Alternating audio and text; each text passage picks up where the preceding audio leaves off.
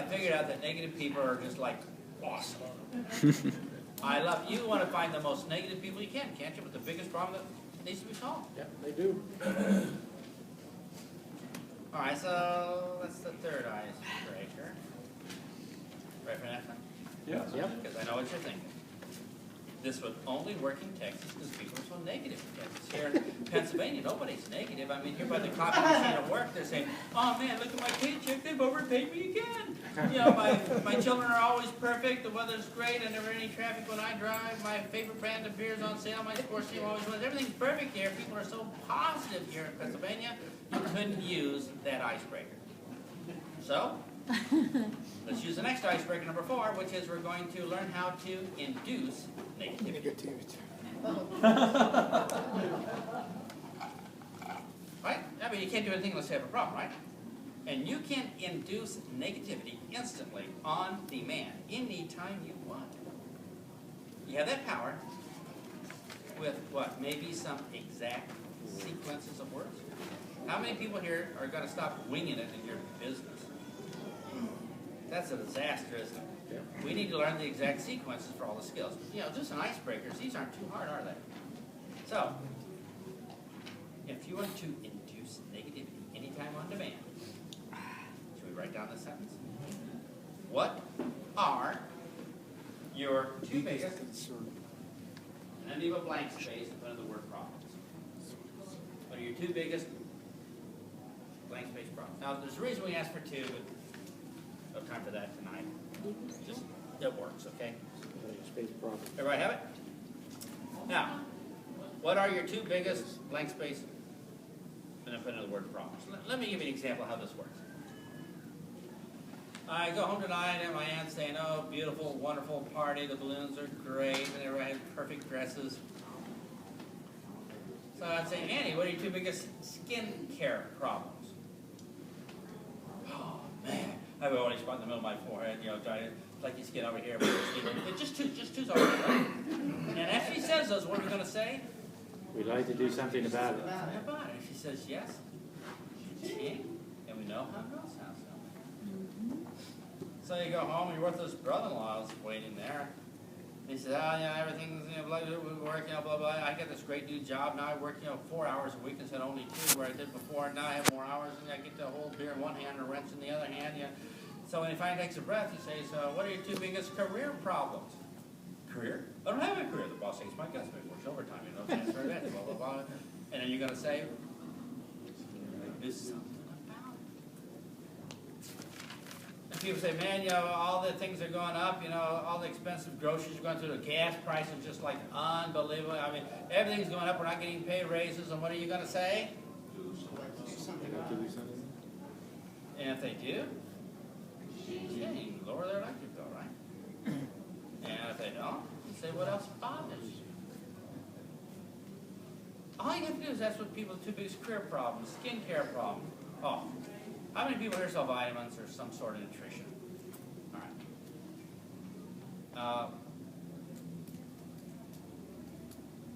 Here's what I tell the vitamin people. I give you all a sheet of paper, all the cool CDs on our website, right? For those who don't have them, here's what I tell them. You can buy a couple bottles of Lean. Or you get a whole bunch of big LCDs and learn how to make the business work. What's going to help your business more? Giving away 3 or 4 bottles of something, or get some CDs and learn how to make the business work. It's that easy, right? Just saying the right stuff. It doesn't matter, whatever. But I'm going to give all the health people here tonight something that you can say that'll make you a fortune. Okay? A fortune. Are you ready? Yep. All you have to do is ask this, but it has to be asked in the hands of a professional. Somebody's graduated from the Live Big Al workshop. You say this, you'll make money like you cannot believe, but you got to be careful. And here's what you're going to say. What are your 2 biggest health problems? Now, the reason you have to be careful is sometimes they say, "Have a seat." So many people are so happy to tell you every last detail of their operation. Is that true? Yep. You'll make an instant bonded friend for life because you are the only person that would listen to any part of their health problems.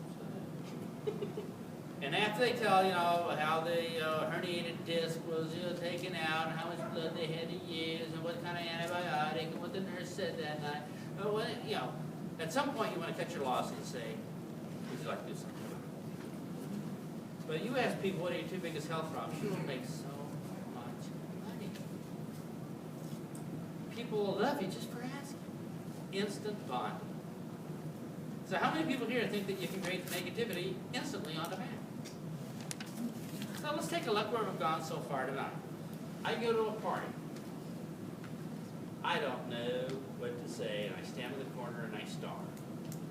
But I have a distributed. What would you say at the party? Could you stand around negative people and wait for people to complain? Could you find positive people and make it negative on demand? Could you say, I'm just curious? Could you say, would it be okay yet? Could you say, I just found out? Could you ask people what they did for a living? How many people here see where the people at the party have zero chance? You almost feel sorry for them, don't you? They have no chance in the hands of a professional. And before, I wouldn't talk to anybody because nobody bothered to tell me what to say. How many people feel slightly empowered? Now, I only gave you like 4 or 5 tonight, right? Why do you think I gave you so many different ones? Yeah, different situations. You can't use them all. Well, let's say you had this one that was really good. You just asked people what you did for a living. I mean, you were awesome. They say, blah, blah, blah. What do you do for a living? They say, I show people how to. I mean, you have it great. But if that's the only one you know, you're going to be lucky. Because you leave here tonight, stop at McDonald's, order fries and a Coke, and you say to the clerk,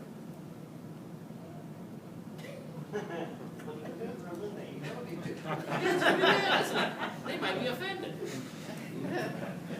So you see why you have more than one? What could you say to that clerk? I'm just curious. Do you enjoy working in it? Would it be okay if you didn't have to work here anymore? I just found out you get an extra raise. Or what are your 2 biggest problems with working at McDonald's? Greasy floors and greasy managers, right? Once we get this, how many people now totally understand if somebody says to you, I can't find any good prospects, you just want to take a little hammer and bang them with the fork. You're thinking like, where do we even start with these people? How could they even think that way? And the problem is we don't even know what we don't know, so we don't know the questions to ask we don't know. But once we learn this, it becomes dreadfully obvious how this thing works, doesn't it? We literally create prospects by the things we say. How many people here think that's pretty cool? So I'll show you one more, but we could go all night. But just with the ones you have already, you think that you can probably conquer 60 or 70% of the market just like that? Yes. What? I'm sorry, what? Would it be okay? Oh, okay. How, with what we've learned, could we use with people that have already told us no, but we just maybe went about it the wrong way and we just faked it instead of using the proper. Let's try this. Do you think we can go back to the exact same people that told us no earlier? Yeah, do they still have problems? Sure. They still want them fixed? They just didn't think that we could solve it earlier. So maybe you approach somebody and said, I got this terrific opportunity with the deregulation of utility with a 7-star company that has $800,042,000 in sales in the first month. It's growing 6.6 year over year. It got an award by... Or you could say, go back to them, would it be okay if your electric bill was lower? What do you think? What would they say? Even though they already kind of know what you do, and how, So let me point out that you are a speck in their lives. They don't even remember you. No, I mean like I'm talking about like. Yeah, they don't even remember. No. They're busy thinking about something else while we're talking. That's right. Totally correct. It's all about them. They don't remember. Think about it. You can go back to everybody you talked to before. It's just a different icebreaker. And they have issues with you for some other reason because you stole their bike when they were 4. All right. Take the next person. There's no requirement that you have to have some jerk on your team. Send your downline to sign them up. Yeah. Yeah. Let somebody else group next door get all tied up with all their drama while you pick out the good people, all right? So think about this. You can go back to everybody you talked to before and ruined it. And most of them will probably see it differently now, because we said something different. Yeah. So just look at it this way. If you went to one of your relatives and said, give me money, I want money, and they said no, you went back the next day and said, I have some cake for you. They'd probably have a different response, wouldn't they? We created. So, we have time for one more. Oh, I brought some CDs. Who came the furthest away today? Furthest away. Where'd you come from, sir? Brooklyn, New York. Nice job. Wow, let's give him a huge hand from Brooklyn. Anybody here